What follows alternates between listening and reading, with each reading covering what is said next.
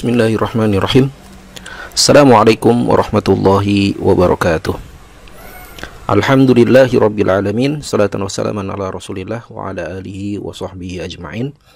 Asyhadu an la ilaha illallah wahdahu la syarikalah wa asyhadu anna Muhammadan abduhu wa rasuluhu alladzi la nabiyya ba'dah.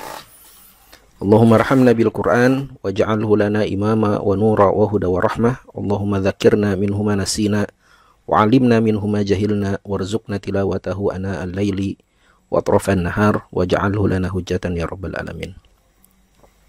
Ikhwatal iman rahimakumullah. Alhamdulillah, kita bersyukur pada Allah pada kesempatan kali ini insyaallah kita akan melanjutkan kajian kita membahas kitab tafsir Al-Qur'anul Azim karya Al-Imam Ibnu Katsir rahimahullahu taala. Dan insyaallah pada kesempatan kali ini kita akan melanjutkan pembahasan surat Al-Baqarah ayat ke-72 sampai dengan 73. Baik. Kita baca terlebih dahulu ayat yang akan kita bahas. A'udzu billahi minasyaitonir rajim. Wa idh qataltum nafsan fadara'tum fiha wallahu mukhrijum ma kuntum taktumun fakulna adribuhu biba'dihha kadzalika yuhyillahu al-mauta wa yuriikum ayatihi la'allakum ta'qilun. Allah Subhanahu wa taala berfirman, wa dan id, ingatlah, qataltum, ketika kalian membunuh nafsan, seorang manusia, ya, satu jiwa. Fadara'tum, lalu kalian saling menuduh, fiha, tentangnya, tentang pembunuhan itu. Wallahu, dan Allah, mukhrijun, mengeluarkan, ma kuntum, apa yang kalian taktumun, sembunyikan.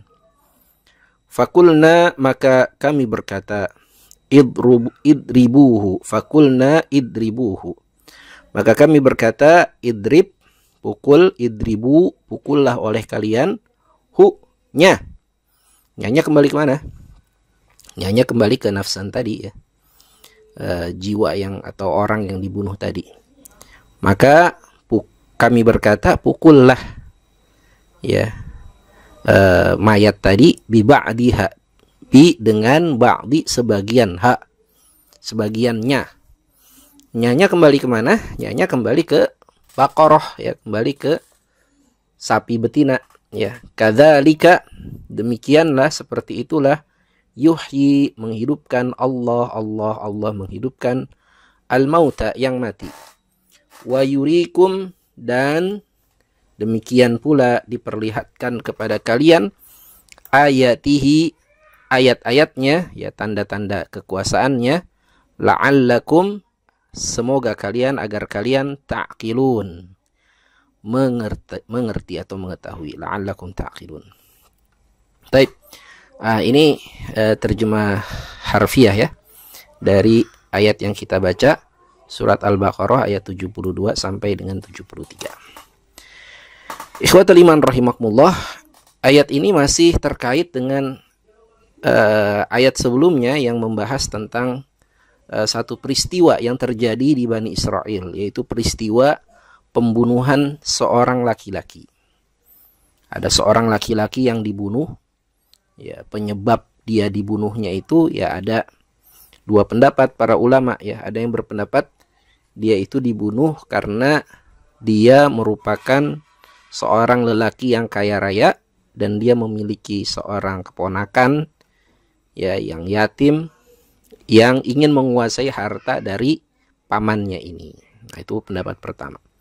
Pendapat kedua menyebutkan, ya, bahwa si lelaki ini memiliki seorang anak perempuan. dan ada saudaranya atau ada kerabatnya ya yang ingin menikah dengan putri dari lelaki tadi, dan si lelaki ini tidak mengizinkan putrinya dinikahi oleh orang tersebut, maka dibunuhlah ya lelaki tadi. Nah, itu ada dua pendapat. Ya, wallahu alam, yang pasti terjadi pembunuhan, dan setelah terjadi pembunuhan, orang-orang kemudian berselisih pendapat mengenai siapa ya pelaku dari pembunuhan ini, karena mayatnya diletakkan begitu saja di tengah jalan. Ada yang meriwayatkan bahwa mayatnya ini diletakkan di salah satu jalan menuju tempat ibadah orang-orang Yahudi. Jadi tempat ibadah orang-orang Yahudi ketika itu ya terdiri dari 12 pintu. Ya, memiliki 12 pintu. Yang 12 pintu ini sesuai dengan jumlah suku orang-orang Yahudi ya yang hidup di masa Nabi Musa alaihissalam. Ya, mereka memiliki 12 suku, tiap-tiap suku memiliki pintu. Dan mayat lelaki tadi diletakkan di salah satu pintu menuju tempat ibadah mereka. Maka mereka kemudian bertengkar, saling tuduh menuduh siapa yang menjadi pelakunya. Allah Subhanahu wa taala kemudian memerintahkan kepada mereka untuk mencari sapi betina. Ya. Jadi ketika mereka mengadukan ini kepada Nabi Musa alaihissalam, ya, mereka minta petunjuk dari Nabi Musa alaihissalam bagaimana untuk membuka kasus pembunuhan ini ya. Nah, apa yang harus dilakukan supaya mengetahui siapa pelaku pembunuhan ini ya. Maka Nabi Musa alaihissalam mendapatkan wahyu dari Allah, perintah agar Bani Israel mencari sapi betina. Nah, ini sudah kita bahas pada pembahasan yang lalu, di mana orang-orang Yahudi kemudian bertanya ya, terus bertanya mengenai ciri-ciri sapi betina tersebut. Yang pertanyaan-pertanyaan ini mereka ajukan ya agar mereka terhindar dari perintah untuk mencari sapi betina tadi. Ya, mereka bertanya, padahal kalau mereka nggak bertanya ya mudah bagi mereka perintah itu. Ya, cukup cari sapi betina saja. Tapi karena mereka bertanya apa warnanya, bagaimana bentuknya, apa ciri-cirinya, terus mereka bertanya hal-hal mendetail tentang sapi betina itu, akhirnya Allah kemudian menurunkan ayat-ayat yang memperjelas secara detail ciri-ciri sapi betina tadi. Nah, setelah sapi betina tadi ditemukan, yang cirinya sudah ditentukan ya, warnanya kuning, kemudian tidak pernah dipakai untuk membajak sawah, tidak pernah dipakai untuk mengairi tanaman, tidak tua, tidak muda. Nah, ini ciri sapi yang sulit untuk ditemukan. Setelah kemudian akhirnya mereka berhasil menemukan, maka diperintahkan untuk disembelih sapi itu. Ya, lalu Allah Ta'ala memerintahkan mereka yang melalui Nabi Musa untuk memukul mayat tadi dengan anggota tubuh dari sapi tadi. Ini ada beberapa kalimat yang perlu kita perhatikan di rangkaian ayat tadi. Allah Ta'ala berfirman, faddara'tum fiha. Ya, faddara'tum fiha. Ya, dara'tum berasal dari kata daro'a ya. Daro'a kalau kita lihat di kamus ya, daro'a ya daro'u itu artinya menghindari atau mengelak, menangkis, merasa tidak terlibat, ya, mencegah, mengusir. Ini makna-makna dari kata daro'a. Faddara'tum ya, faddara'tum maknanya adalah saling menuduh, saling menangkis, saling membantah. Ya, mereka saling membantah mengenai siapa pelaku pembunuhan tadi. Kemudian Allah berfirman, wallahu mukhrijun ma kuntum taktumun. Wallahu mukhrijum ma kuntum taktumun. Dan Allah mukhrij, Allah mengeluarkan, ma kuntum taktumun, apa yang selama ini kalian sembunyikan.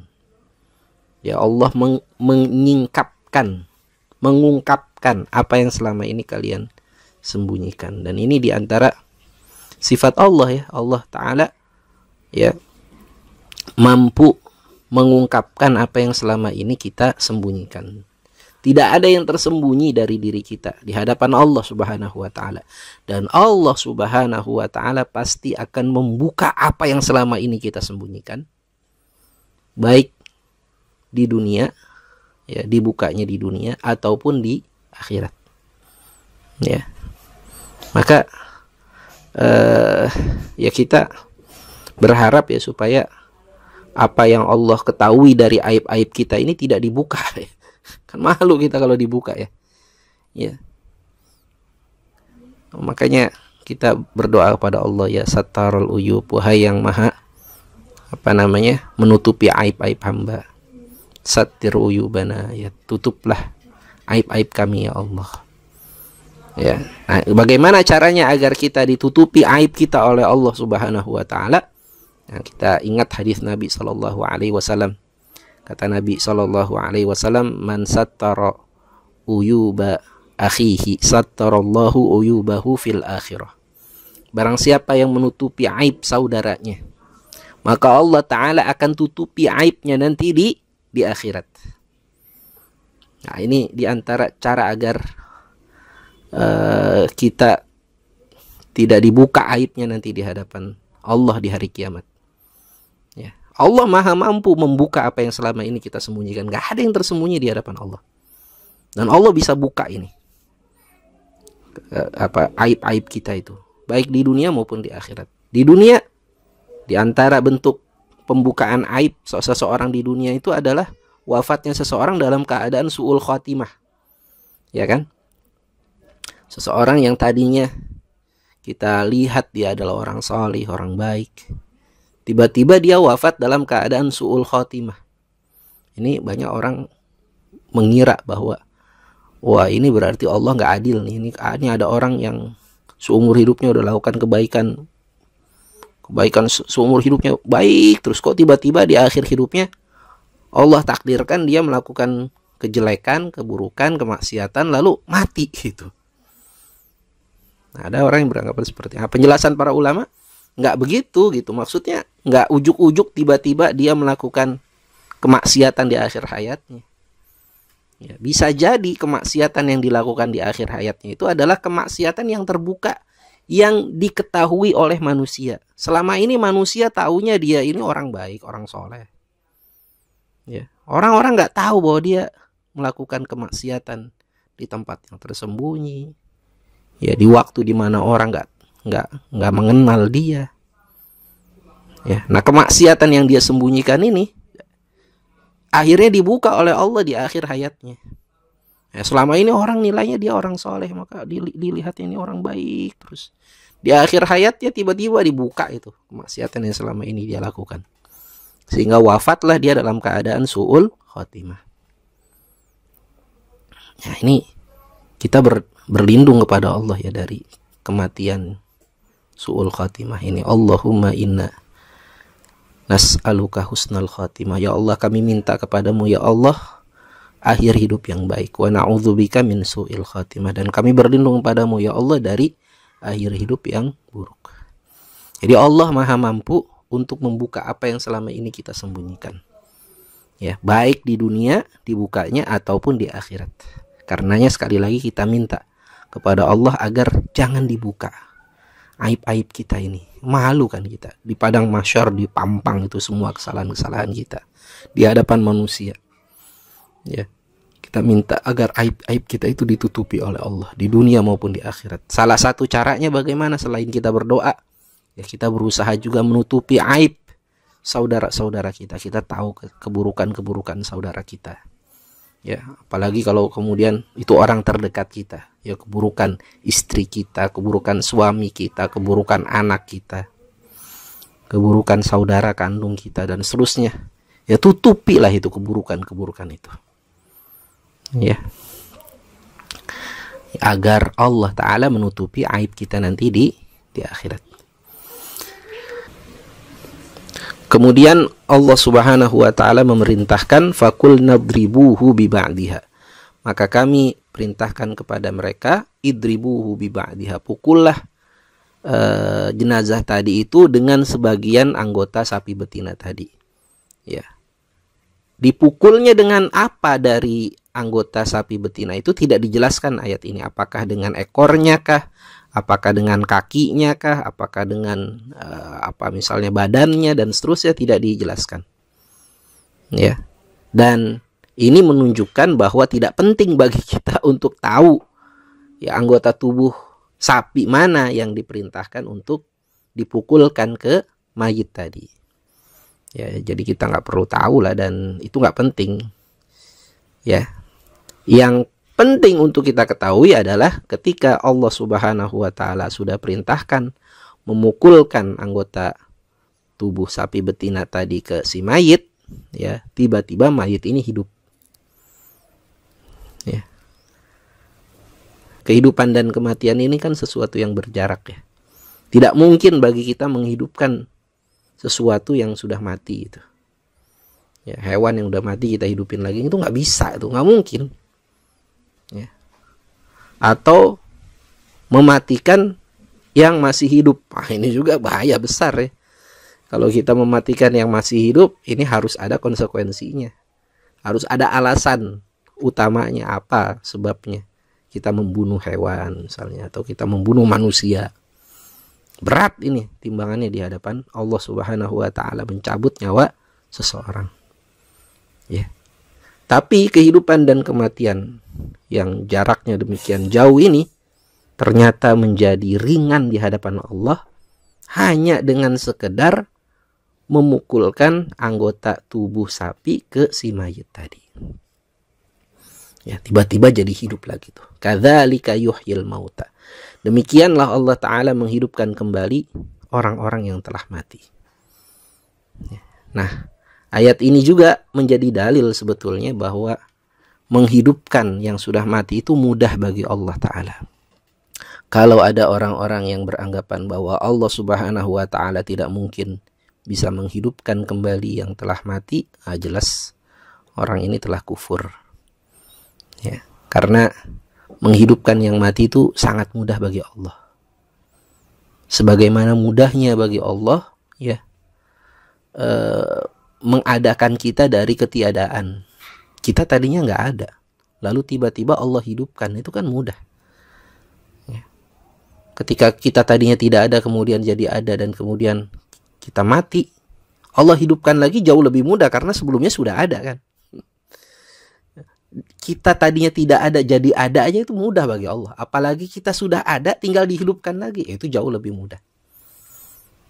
Karenanya ya sangat mudah Allah menghidupkan kembali kita setelah kita mati, dan saat kita dihidupkan kembali maka kita akan bersiap-siap menghadapi mahkamah, menghadapi pengadilan yang paling adil. Ya, mempertanggungjawabkan apa yang selama ini telah kita lakukan dalam kehidupan kita di dunia. Nah, inilah ikhwatul iman rahimakumullah, penjelasan Imam Ibnu Katsir ya tentang dua ayat ini, surat Al-Baqarah ayat 72 sampai dengan 73. Apa pelajaran yang bisa kita ambil dari ayat-ayat ini? Yang pertama, kejahatan dan kemaksiatan pasti akan terungkap. Tidak ada kejahatan yang tidak terungkap. Di dunia mungkin tidak terungkap, tapi pasti di akhirat itu akan terungkap. Karena Allah Maha mampu mengungkapkan apa yang kita sembunyikan. Wallahu mukhrijum ma kuntum taktumun. Maka apabila kita pernah menzolimi orang, ya, pernah menyakiti orang, pernah mengambil harta orang, mengambil nyawa orang, dan kemudian kita belum bertaubat dari kezaliman tersebut, belum mengembalikan harta orang tersebut, ya, pernah nipu misalnya, atau pernah membunuh dan kemudian bunuh orang. Ini banyak kan kasus-kasus pembunuhan yang tidak terungkap sampai hari ini gitu. Ada mahasiswa UI yang dibunuh, ya, kemudian ditenggelamkan di danau. Ada pelajar di Bogor yang dibunuh di pinggir jalan. Ada macam-macam pembunuhan, kasus-kasus pembunuhan yang tidak terungkap. Ya. Jangan merasa ya kalau ada pembunuhnya gitu, dia membunuh, pembunuhnya ini jangan merasa bahwa dia pasti akan selamat, tidak dimintai pertanggungjawaban. Ya mungkin di dunia dia bisa berkelit, ya, dia bisa merangkai berbagai macam alibi supaya lepas dari hukuman di dunia, lepas dari tuduhan di dunia, lepas dari tuntutan di dunia, ya. Tapi di akhirat pastilah kejahatannya akan terungkap. Kemudian apalagi pelajaran yang bisa kita ambil dari ayat ini? Sangat mudah bagi Allah Ta'ala untuk menghidupkan yang telah mati, sebagaimana mudahnya mematikan yang hidup. Ya.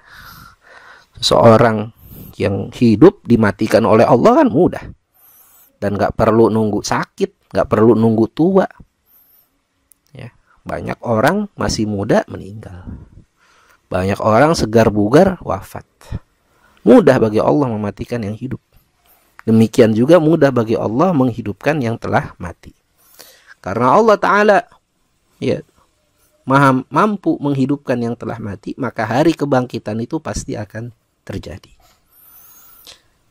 Dan kita harus bersiap-siap menghadapi hari kebangkitan tersebut. Kemudian yang keempat, sebagian ulama menjadikan ayat ini sebagai dalil diterimanya persaksian dari korban pembunuhan. Maksudnya apa? Ya tadi kan laki tadi kan sudah dibunuh, kemudian dia dihidupkan kembali. Kemudian dia ditanya siapa pembunuhnya. Ya lelaki ini kemudian menunjuk pembunuhnya adalah ponakan saya ini. Maka ponakannya tadi akhirnya ditangkap dan kemudian dihukum. Ya. Nah, persaksian dari korban ini, si laki-laki yang terbunuh ini langsung diterima oleh Nabi Musa alaihissalam. Ya. Jadi persaksian dari korban itu bisa diterima ya sebagai bukti persidangan, ya, persidangan dalam mahkamah Islam. Ya. Ya kalau hari ini kan nggak mungkin kita menghidupkan orang yang sudah mati, ya, nggak bisa lagi kita menghidupkan yang mati. Tapi ada kemungkinan seseorang yang menjadi korban itu bersaksi siapa yang menjadi pembunuhnya. Dengan cara apa? Dengan cara dia meninggalkan jejak, meninggalkan surat sebelum dia mati. Dia tahu bahwa dia akan dibunuh. Dia tahu dia akan, ya dia sudah diancam berulang-ulang kali oleh sang pelaku dari pembunuhannya. Maka dia menulis surat misalnya, ya, bahwa saya akan dibunuh oleh si fulan, si fulan, si fulan. Maka persaksian dari korban ini bisa dijadikan jadikan petunjuk utama gitu, bahwa dia adalah korban dari pembunuhan dan pelakunya adalah si fulan. Ya, sebagian ulama berpendapat persaksian dari korban ini bisa diterima tanpa harus dicek lagi, ya, apa betul yang dituduh oleh si korban ini betul pelakunya gitu. Ya, seperti Nabi Musa tadi, Nabi Musa alaihissalam setelah mendengar bahwa mayat ini bersaksi pembunuhnya adalah ponakannya, ya Nabi Musa segera ya menangkap keponakannya tadi. Tidak perlu ditanya lagi apa betul kamu pelakunya, tidak. Nah, sebagian ulama berpendapat seperti itu. Tapi sebagian yang lain, ini pendapat dari mazhab Malikiyah ya, yang berpendapat seperti itu. Tapi sebagian yang lain ya, dalam mazhab Syafi'iyah dan ulama-ulama yang lain, mereka berpendapat tidak otomatis ya persaksian dari korban itu bisa langsung diterima. Ini harus diperiksa lagi. Karena menuduh seseorang itu melakukan kejahatan ini satu perkara yang berat. Apalagi kejahatan ini adalah kejahatan pembunuhan, karena hukuman dari pembunuh ya dalam Islam itu adalah dibunuh lagi. Ini kan sesuatu yang berat. Sehingga persaksian dari korban tidak bisa otomatis diterima, tapi harus diperiksa lagi, dicek dengan bukti-bukti yang lain. Demikian, wallahu a'lam bissawab. Mudah-mudahan bermanfaat kajian kita pada kesempatan kali ini. Kita tutup sama-sama dengan baca doa kafaratul majlis. Subhanakallahumma wa bihamdika asyhadu an la ilaha illa anta astaghfiruka wa atubu ilaik. Walhamdulillahirabbil alamin. Assalamualaikum warahmatullahi wabarakatuh.